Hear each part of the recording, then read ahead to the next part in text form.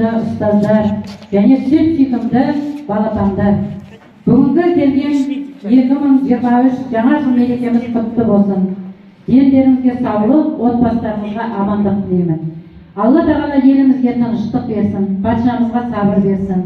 Мінекей Аққу тобының жаңа жыл, жаңа ырысым атты ертеңгілігін ашық деп жариялаймыз. Ал енді балалар жаңа жылды жаңа жыл әнімен айтайық. Жаңа жыл әні.